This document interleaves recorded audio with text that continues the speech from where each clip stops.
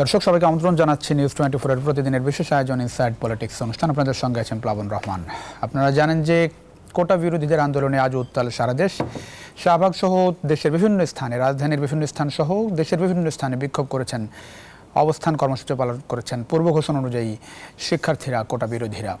এবং তারা এও বলেছেন যতক্ষণ পর্যন্ত যৌক্তিক সমাধান না হচ্ছে ততক্ষণ পর্যন্ত তারা আসলে ঘরে ফিরে যাবেন না। যদিও আদালতের স্থগিতাদেশের পর শিক্ষার্থীদের এমন আন্দোলনকে অযৌক্তিক মনে করছেন আওয়ামী লীগ সাধারণ সম্পাদক ওবায়দুল কাদের, একই সঙ্গে স্বরাষ্ট্রমন্ত্রী আসাদুজ্জামান খান কামাল। তারা আদালতের কাছে যেতে শিক্ষার্থীদের আহ্বান জানিয়েছেন, ক্লাসে ফিরে যেতে আহ্বান জানিয়েছেন।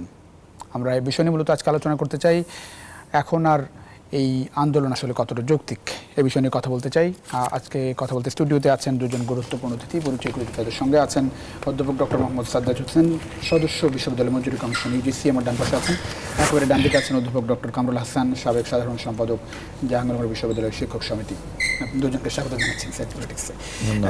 স্যার, শুরুতে একটু জানতে চাই, শিক্ষার্থীদের এই যে দাবি, এখন পুরনো দাবি আসলে, যদিও আদালত এবং সরকারের পরিপত্র, আদালত ঘড়ি বিষয়টি আবারও মানে শিক্ষার্থীর আন্দোলন নেমেছে।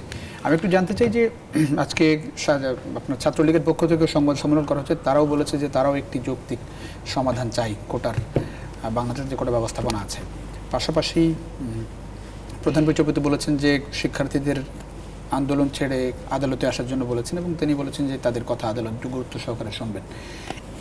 আমি একটু জানতে চাই যে যৌক্তিক সমাধান আপনার কাছে কি মনে হয়? এখন যে বাস্তবতা এই কোটাটা আছে, সেটি যৌক্তিক সমাধান আসলে কি হতে পারে? আচ্ছা, ধন্যবাদ। আমি এখন আমাদের শিক্ষার্থীরা আমাদের সম্পদ, এ বিষয়ে কোনো আমাদের মানব সম্পদ, এবং তরুণরাই আমাদের জাতির, মাননীয় প্রধানমন্ত্রী বলে থাকেন যে তরুণরাই স্মার্ট বাংলাদেশ তৈরি করবে।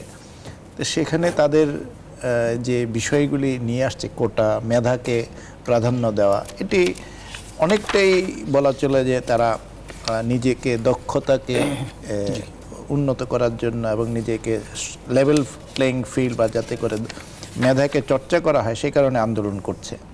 তবে আমি যেটা দেখতে পাচ্ছি সেটা হচ্ছে শিক্ষার্থীরা কোটা ব্যবস্থা কেন করা হয় সেই বিষয়ে আসতে হবে। কোটা সারা পৃথিবীতেই আছে, আমাদের পার্শ্ববর্তী দেশ ভারতে আছে, বা বিভিন্ন দেশে, ইভেন উন্নত বিশ্বেও কোটার প্রচলন আছে। আমার শ্রীলঙ্কা, পাকিস্তান হতে শুরু করে নেপাল। তো শিক্ষার্থীরা কোটা পুরোপুরি বাতিলের কথা বলছে না, সংস্কারের বিষয়ে আসছে। আমি যে বিষয়ে তাদেরকে বলবো যে এখানে যৌক্তিকতার বিষয়টা, মেধাবী তরুণরা যৌক্তিক বিষয় নিয়ে আসছে, কিন্তু তার মধ্যেও যৌক্তিকতা থাকতে হবে। একটি আন্দোলন যখন হয়, সেটি যাতে জনদুর্ভোগ না হয়, যেখানে রাষ্ট্রের প্রধান ব্যক্তি, প্রধান বিচারপতি আহ্বান জানাচ্ছেন, বিচারালয়ে যেখানে আমাদের সবচেয়ে বেশি আস্থার জায়গা, সেটাতে আস্থা রাখাটাই হচ্ছে আমাদের প্রধান, আমি বলবো, কাজ, বা আমাদের কাজ।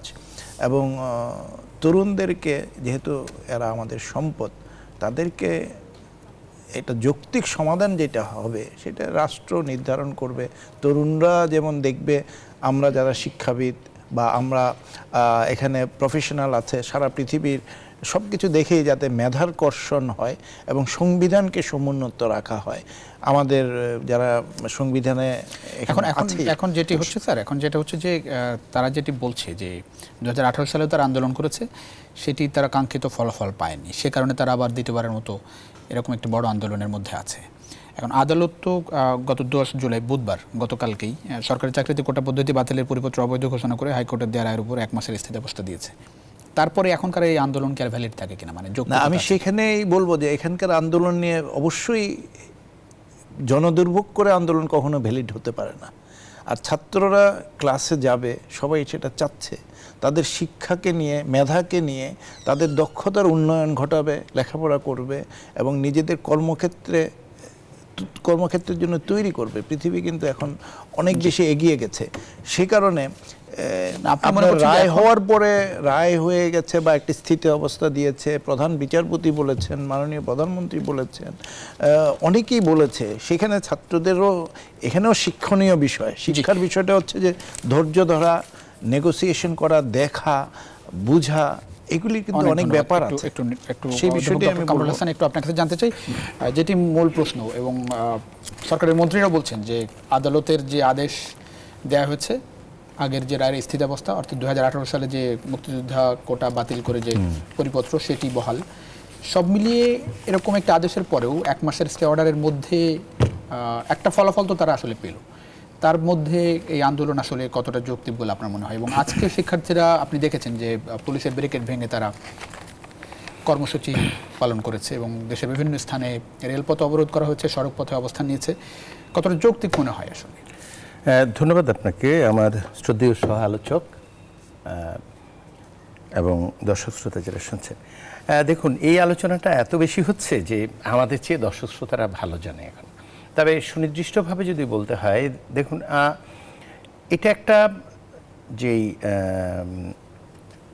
আপিল বিভাগ থেকে সর্বশেষ যেই স্থিতি অবস্থাটা আসছে, এটা তো 1 মাসের জন্য, আসলে এটা কোনো সিদ্ধান্ত না, এটা হচ্ছে সাময়িক একটা উত্তেজনা প্রশমন করা কিংবা আন্দোলনকারী শিক্ষার্থীদের প্রতি অবশ্যই একটা ইতিবাচক দৃষ্টিভঙ্গি, কিন্তু চূড়ান্ত সমাধানটা আসলে সরকারের উপর নির্ভর করছে। এবং সরকার তো বলছে এটা আদালতের মাধ্যমে আসবে না, এখানে আমার একটু ভিন্ন বক্তব্য আছে। যারা সংবিধান আইন বিশেষজ্ঞ, তাদের আলোচনাগুলো যদি খেয়াল করেন, যে আপনাকে দায়িত্বটা সরকারকে পালন করতে হবে এবং সংবিধান সম্মতভাবে করতে হবে। সংবিধানে কি বলা আছে? 28 এবং 29 অনুচ্ছেদে পরিষ্কার বলা আছে যে বৈষম্য করা যাবে না এবং সার্বিক সাম্য ও বৈষম্যহীন একটা ব্যবস্থা তৈরি করতে হবে। তো এখন সরকারি চাকরির ক্ষেত্রে এখানে বিশেষ একটি ব্যবস্থা, এটা পৃথিবীর বেশিরভাগ জায়গায়, ইভেন ভারতেও আছে, আমাদের পার্শ্ববর্তী দেশে, এমনকি খোদ আমেরিকায়ও আছে। আমরা জানি যে কিভাবে কৃষ্ণাঙ্গরা তাদের অধিকার আদায়ের জন্য সংগ্রাম করেছে, এবং সেখানেও এই ধরনের ব্যবস্থা যে নেই তারা। কিন্তু আমাদের ভারতবর্ষ, মানে এই এলাকাটায় একটু বাড়তি আছে, এটা সত্য কথা। কিন্তু মালয়েশিয়া কিংবা সিঙ্গাপুরে যদি যান, ভিন্ন দেখবেন। আমাদের বাস্তবতার সাথে নিয়েই বলি যে আমাদের শিক্ষার্থীরা যে কথাটা বলছে, যে আমাদের বাস্তবতাটা আসলে ন্যূনতম 5% রেখে যে সংস্কারটা বলছে, এটা তারা আমাদের বাস্তবতা মাথায় রেখেই বলছে। ঠিক সিঙ্গাপুর কিংবা মালয়েশিয়ার মতো মধ্যম আয়ের দেশ থেকে উপরের আয়ের দেশে যেতে হলে মেধাভিত্তিক যেই আমলাতন্ত্র এবং দুর্নীতিমুক্ত আমলা দরকার, সেটা কিন্তু তারা বলে। কিন্তু আমাদের শিক্ষার্থীরা সেন্সিবল এই অর্থে যে আমাদের এখনও কিছু বাস্তবতা বিরাজ করছে। পঙ্গু এবং নিহত মুক্তিযোদ্ধাদের সম্মান প্রদর্শনের জন্য একটা সার্টেন পার্সেন্টেজ, এবং আমাদের যারা ক্ষুদ্র নৃগোষ্ঠী আছে, পিছিয়ে আছে, ওদের জন্য এটা দরকার আছে। কিন্তু এই কাজটি যে করবার দায়িত্ব, এটা আদালতের ঘাড়ে চাপিয়ে দেওয়াটা কতটা সঠিক হয়েছে, এটা নিয়ে আমার প্রশ্ন আছে।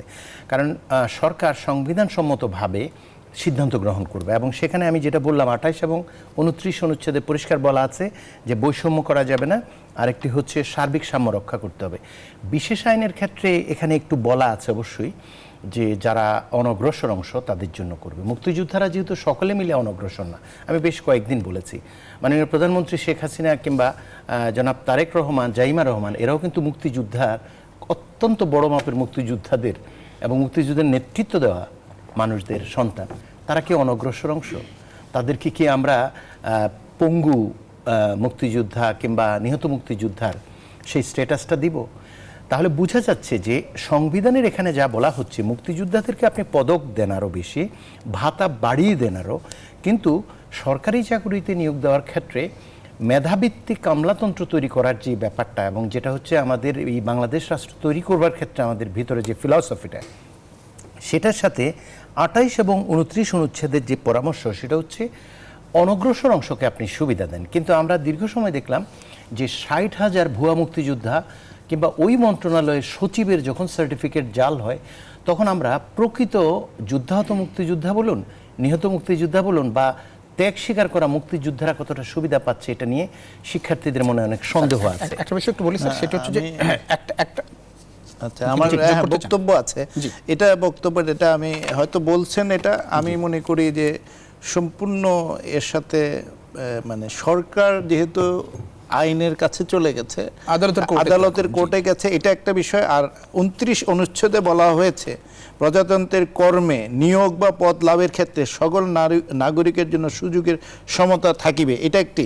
29-এর 3-এর কতে বলা হয়েছে নাগরিকদের যে কোনো অনগ্রসর অংশ যাহাতে প্রজাতন্ত্রে কর্মে উপযুক্ত প্রতিনিধিত্ব লাভ করিতে পারেন, সেই উদ্দেশ্যে তাদের অনুকূলে বিশেষ বিধান প্রণয়ন করা হইতে রাষ্ট্রকে নিবৃত্ত করিবে না।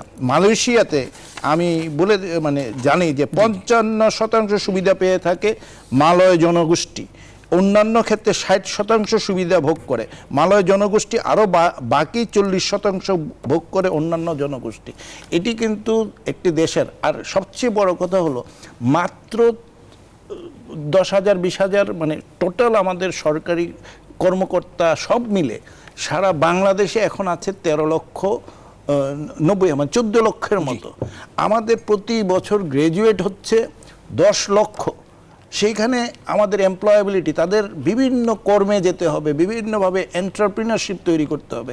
এখন চতুর্থ শিল্প বিপ্লব, এখন কোটা নিয়ে যদি আমরা সময় ক্ষেপণ করি, আমি বলছি যে আন্দোলন তারা করছে তাদের এখন মেধার চর্চা তাদের মেসেজটা কি মনে হয় তাদের কাছে আপনার কাছে তাদের যে আন্দোলন, তাদের আন্দোলনটাকে আমি এখন আর যৌক্তিক মনে করতে পারছি না। আমার যখন রাস্তাঘাটে বন্ধ করে দেওয়া হচ্ছে, সাধারণ চলাচল বন্ধ হয়ে যাচ্ছে, সেটি কিন্তু বাংলাদেশের বাস্তবতা তো তাই। বাংলাদেশে আপনি যদি দেখেন একটা আন্দোলন, যে কোনো আন্দোলনই দাবি পূরণতে এগুলাই হয়। সেটি আমাদেরকে চিন্তা করতে হবে, আমাদের শিক্ষা মেধাবী তরুণদেরকে সেটিও চিন্তা করতে হবে। তরুণ সমাজই তো এই স্মার্ট বাংলাদেশ 18 সালে তো তারা আন্দোলনে ছিল, আন্দোলনে ছিল। আমাকে তারপরে সরকারের পক্ষ থেকে সেটা বাতিল করা হলো। তারা কি হাইকোর্ট সেটা বাতিল করে আবার হাইকোর্ট কোটা দিয়ে তারা দেশের কি উন্নয়ন করবে? কোটা যদি মেধাবী তরুণরা যাবে, যে কয়জন যাবে সেটি মেধার ভিত্তিতে হবে, এটা সবাই একমত। সেখানে আপনিও একমত, প্রফেসর কামরুলও একমত। এখন 30% আমি বলি, 30% মুক্তিযুদ্ধ কোটা, 30% আমার কাছে লেখা আছে 10%, কিন্তু সবগুলির বাস্তব প্রেক্ষাপট দেখতে হবে। 30% কি আমরা বাস্তব মনে হচ্ছে না? সেটি বাস্তব নয়, সেটি নিশ্চয়ই তারা তো সংস্কার চাচ্ছে, সংস্কার হবে, সংস্কার করবে, সেটা রেশনাল করবে, এবং সেই কতটুকু যুক্তিসঙ্গত। আন্দোলনের পরেই তো বিষয়গুলো আরো বেশি সামনে আসছে নাকি? না আন্দোলন ছাড়া বিষয়টা আগেও কোটা কথা বাতিল করেছিল এই সরকার, তো আন্দোলনের প্রেক্ষিতে ছিল, প্রেক্ষিতে তৈরি বাতিল করেছে। কিন্তু আন্দোলন ছাড়াও যে এত শিক্ষার্থী যারা পথে নামছে, এদের এখন আসলে এই কোটার যে সংস্কার, সেটা আন্দোলনও যদি করে, আমি বলবো আন্দোলনও যদি করে, সেটা ক্যাম্পাসে থাকতে পারে, সেটি বড় রাস্তা বা মানুষ দুর্ভোগ না করে করুক।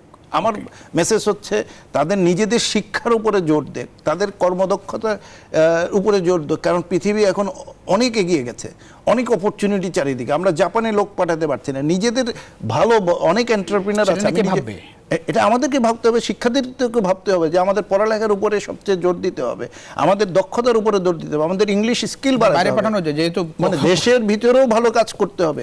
অনেক কোম্পানি, আমাদের এখানে অনেক কোম্পানি ভালো ছেলে পাচ্ছে না, এটার দক্ষতা ভিত্তিক ছেলে পাচ্ছে না। যেমন মেধাবী তরুণরা যেমন সরকারি জায়গায় যেটা মেধার চর্চা হওয়া উচিত, সেরকম মেধাবী তরুণরা আরো দরকার, আমাদের আরো দরকার। অনেক ধন্যবাদ অধ্যাপক ডক্টর কামরুল হাসান। এই কোটা সংস্কারের কারণে স্যার যেটি বলছিলেন যে এই মেধাবীরা তো এর মাধ্যমে কি মেধাবীদের চাকরি পাওয়া কিংবা প্রশাসনে আসা কোন রকম বাধা তৈরি করে বলে মনে হয় এখন যে কোটা পদ্ধতি আছে? আমরা তো অনেক আলোচনা করছি, আমি সুনির্দিষ্ট আমার শ্রদ্ধেয় সহ-আলোচক, উনি ইউজিসির সম্মানিত মেম্বার এবং অত্যন্ত ভালো ধারণা রাখেন কোথায় কি হচ্ছে। কিন্তু আমি মনে করি যে সংবিধান বিশেষজ্ঞদের যে আলাপটা আমি করছিলাম, যে এখানে অ্যাটর্নি জেনারেল যে অফিস, এটা কিন্তু নির্বাহী বিভাগের অফিস, এবং ওনাদের এই জিনিসটা হাইকোর্টে যখন যাবে, সেটা তো আইন অনুযায়ী ওনারা ভার্ডিক্ট দিবে, they did the right stuff. কিন্তু আমাদের বুঝার যে জায়গাটা সরকারের, সেটা হচ্ছে যে অ্যাটর্নি জেনারেলের পার্ট হচ্ছে বুঝানো যে এইখানে একটা আইন তৈরি করা সংবিধান অনুযায়ী, এটা সংসদে, এটা সরকারের দায়িত্ব ওই পদ্ধতিতে আসা। বিচার বিভাগের দায়িত্ব হচ্ছে যে আইনটা তৈরি হবে সেটাকে ইমপ্লিমেন্ট করা। এখন যে ত্রুটিটা হয়ে গেল, সংবিধান বিশেষজ্ঞরা যেটা বলে যে উদুর পিণ্ডি উদুর ঘাড়ে চাপিয়ে দেওয়া হলো। যখন এই জিনিসটা পুরো বাতিল করা হলো, তখন যেমন বুদ্ধিদীপ্ত এবং অত্যন্ত শান্ত এবং গ্রহণযোগ্য সিদ্ধান্ত নেওয়া সম্ভব হয়নি, তেমনিভাবে এখন যেটা করা হচ্ছে যে অ্যাটর্নি জেনারেল অফিসকে এই জিনিসটা বুঝতে হবে যে তারা ফাইটটা করতে হবে। ওনারাই অ্যাপিল করেছে, এটা ট্রু। এখন বলতে হবে যে এটা আসলে আমাদের এখতিয়ার, ওখান থেকে যে ভার্ডিক্টটাই আসুক না, ইভেন বিপক্ষে গেলেও আমি মনে করি যে সরকারের দায়িত্ব হচ্ছে যে এদেশের টোটাল সংবিধানের যে স্পিরিটটা, অবশ্যই একটা সার্টেন পার্সেন্টেজ যারা অনগ্রসর, যারা পিছিয়ে আছে, সেটা তো করতেই হবে। এই এই ডিসক্রিমিনেশনটা কেন গ্রহণযোগ্য হচ্ছে না? প্রথমত তাদের কথা হচ্ছে যে এটা এখন স্যার যেটা একটা প্রশ্ন আসছে সেটা হচ্ছে যে এটা কি শিক্ষার্থীরা এই রাজপথে আন্দোলনের মাধ্যমে সমাধান হবে, নাকি প্রধান বিচারপতি যেটি বলছেন, মন্ত্রীরা যেটি বলছেন যে আদালতে যেতে, তাদের কথা আদালত শোনার জন্য বসে আছে, গুরুত্ব সহকারে শোনা হবে। আজকে প্রধান বিচারপতি বলেছেন যে আদালত রাজপথে আন্দোলন না করে আপনারা ক্লাসে ফিরে যান, আদালতে আসেন, আপনাদের বক্তব্য গুরুত্ব সহকারে শুনে বিষয়টি ফয়সালা হবে। দেখুন, এই বিষয়টা যদি ছাত্ররা আন্দোলনে থাকছে, আমি অনুমান করছি যে কারণে, যদি এমন হতো যে অ্যাপেলেট ডিভিশন থেকে প্রধান বিচারপতি মহোদয় কি করলেন, তিনি শুধুমাত্র এটাকে স্থিতাবস্থা দিয়েছেন তা নয়, উনি কতগুলো নির্দেশনা দিয়েছেন।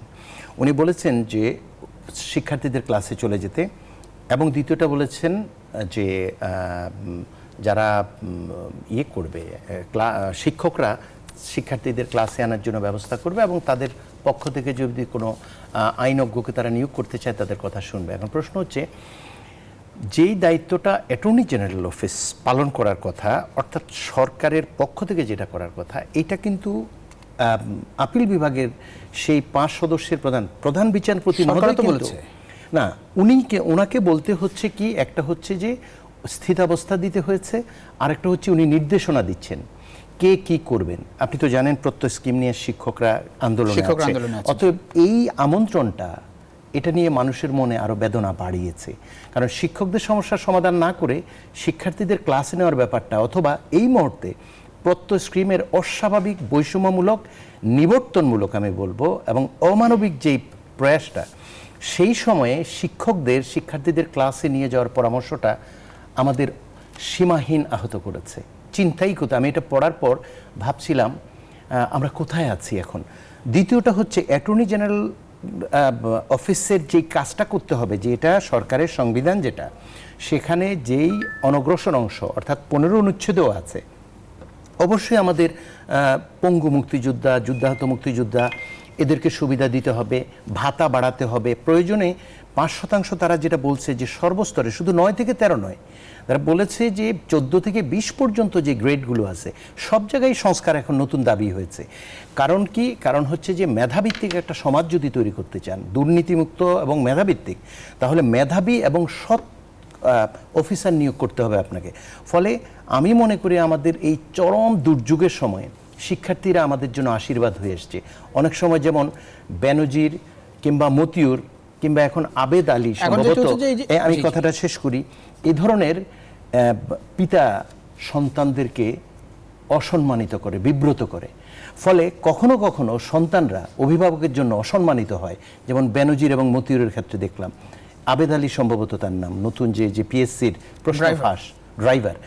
তো এখন সন্তানদের যেই ভূমিকাটা, আমরা কখনো কখনো অভিভাবকের দায়িত্ব পালনে ব্যর্থ হলে আমাদের সন্তানরা আমাদের স্মরণ করে দেয়, আপনারা কিন্তু আমাদের পিতামাতা। ফলে এখন অ্যাটর্নি জেনারেল অফিসের কাজ হচ্ছে নির্বাহী বিভাগের অংশ হিসেবে কোর্টে এই ফাইটটা করা, যে যেই সিদ্ধান্ত আসুক প্রথমত চেষ্টা করবে এটা যেন ঠিকভাবে হয়। যদি কোনো কারণে বিদ্যমান আইনের কারণে কোর্ট কিন্তু আইন অনুযায়ী সিদ্ধান্ত দেবে, এবং এটাই ন্যায্য। সরকারকে বুঝতে হবে সংবিধান অনুযায়ী আইন প্রণয়ন করার দায়িত্ব গ্রহণ করতে হবে, এবং অ্যাটর্নি জেনারেল অফিস সেটা দায়িত্ব পালন করতে হবে। অথচ আমরা দেখলাম যে প্রধান বিচারপতি মহোদয় নির্দেশনা দিচ্ছেন, এবং উনি নির্দেশনা দিচ্ছেন কিভাবে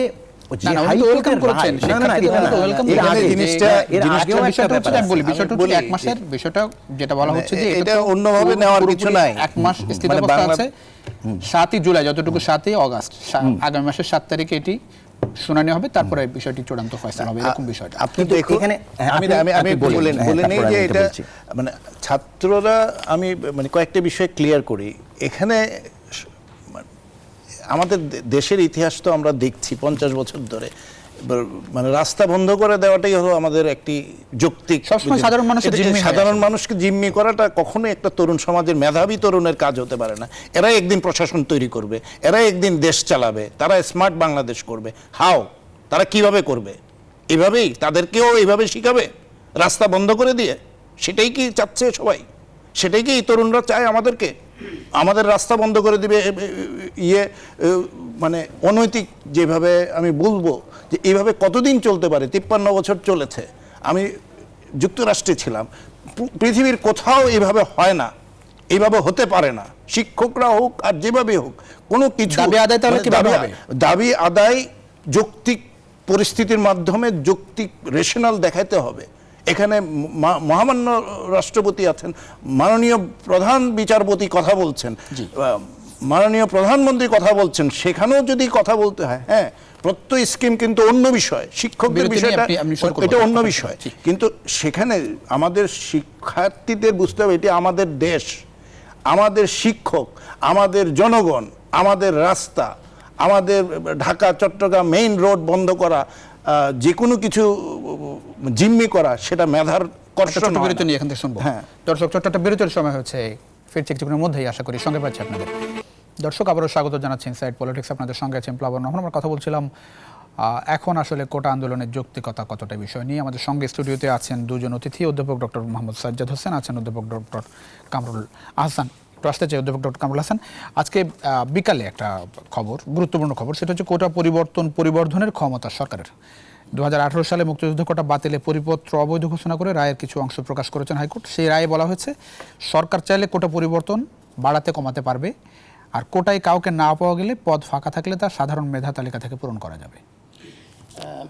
কোর্টের এই রায়তে একেবারেই যে দায়িত্ব আছে কোর্টের যা করার, আদালতের যা করার, ঠিকই বলছে। এবং এই কথাটাই আমি আসলে শুরুতে বলছিলাম, সরকারের দুটো দায়িত্ব আছে।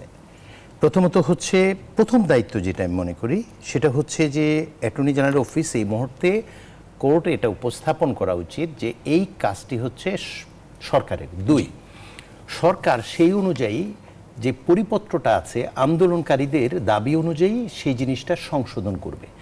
কোর্টের কাজ হচ্ছে এই সংস্কার করার পর যে আইনটা তৈরি হবে, সেই আইনে যদি নিয়োগের ক্ষেত্রে কোনো ব্যত্যয় ঘটে এবং ভুক্তভোগী যদি অভিযোগ করে, তখন আদালত বলবে যে যেই বিন্যাসটি করা হয়েছে সে অনুযায়ী কাজ হয়েছে কিনা। এই হচ্ছে কোর্টের কাজ।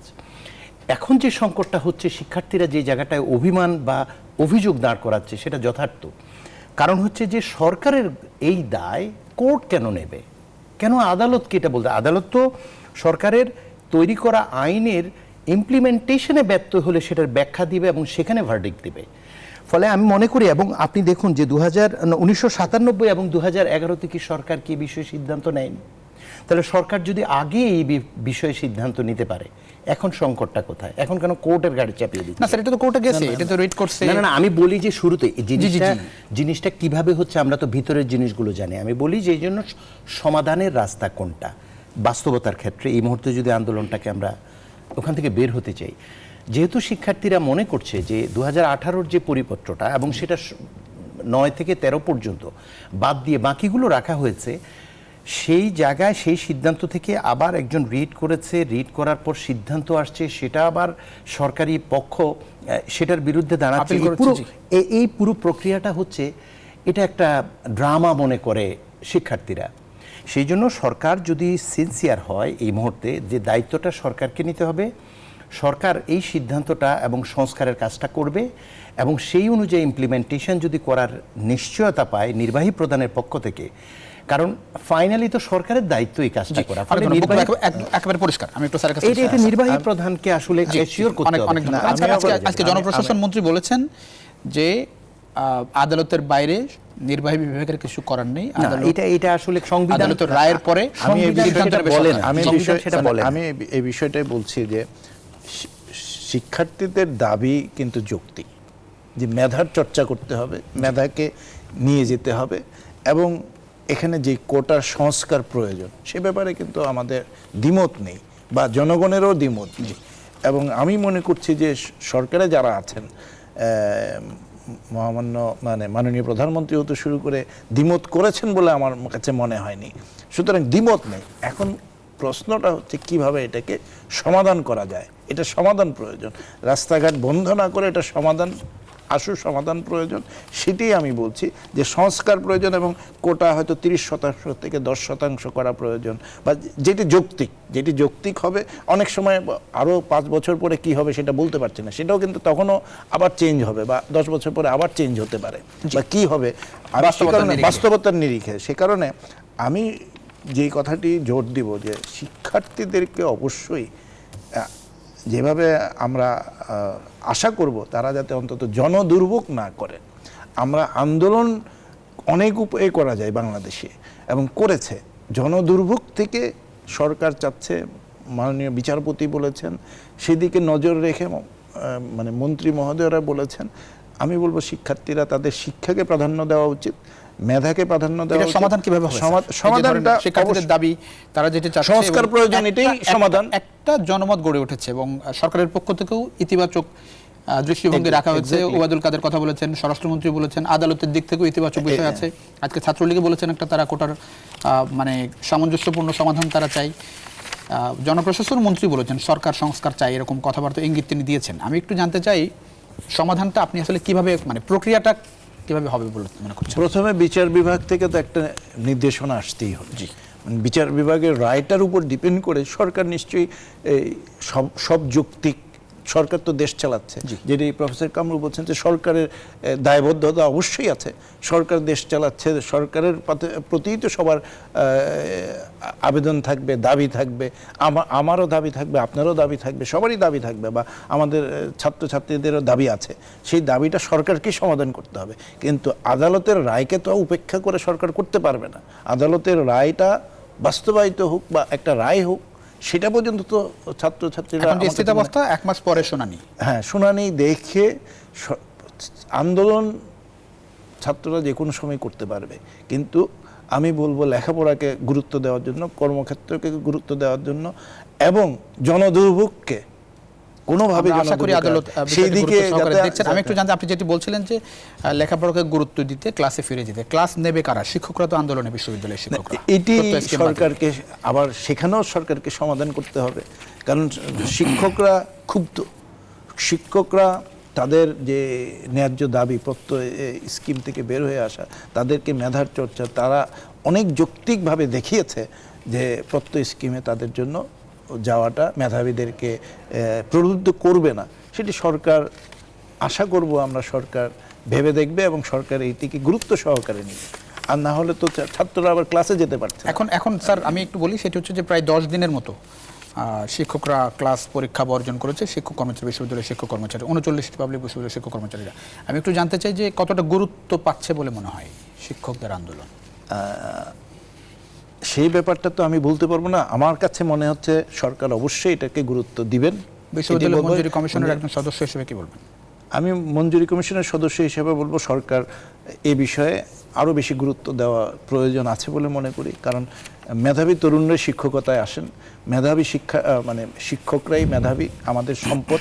এদেশের শিক্ষা, গবেষণা এবং স্মার্ট বাংলাদেশ বিনির্মাণ করতে হলে বিশ্ববিদ্যালয়কে নেতৃত্ব দিতে হবে এবং আমাদের ছাত্রছাত্রীদেরকে মেধার চর্চা করতে হবে, দক্ষতার উন্নয়ন করতে হবে, গবেষণা এবং উদ্ভাবনকে আরও বেশি, প্রায়োগিক গবেষণা এবং উদ্ভাবনকে জোর দিতে হবে। সেখানে শিক্ষা খাতে বরাদ্দ বাড়াতে হবে, শিক্ষকদের বেতন স্কেল যেটা যৌক্তিক দাবি যদি থাকে সেগুলি, আমি বিশ্বাস করি যে এই বিষয়ে সরকার সুনির্দিষ্টভাবে নজর দিবে, তাড়াতাড়ি করে এটা সমাধান করবে। ডক্টর কামরুল হাসান, একটু শুনতে চাই, মানে শিক্ষক শিক্ষার্থী, বিশ্ববিদ্যালয়ের শিক্ষক শিক্ষার্থী এই জায়গায় মানে পুরোপুরি অচল বিশ্ববিদ্যালয়। শিক্ষার্থীরা কোটা আন্দোলনে, শিক্ষকরা প্রত্যয় স্কিম বাতিলে। মূলত এটা এক কথায় যদি বলি যে আমাদের শিক্ষা ব্যবস্থা যে ধ্বংস হচ্ছে আমরা বলছি, সেগুলোর দৃশ্যমান সিমটম হচ্ছে এগুলো। প্রত্যয় স্কিমে যে জিনিসটা করা হয়েছে এটা তো অনেকেই, এটাও সবাই জানে। তবে আমি একটা জিনিস বলতে চাই যে কেন এটা করা হলো। শিক্ষকরা কি রেশন চেয়েছে বাড়তি? তারা কি গাড়ি চেয়েছে, তেলের অর্থ চেয়েছে, ফ্ল্যাট চেয়েছে? বা দেখুন দারোয়ান বাবুর্চির ভাতা চেয়েছে? কোটি টাকার ফেলোশিপ পাচ্ছে, যেটা সরকারি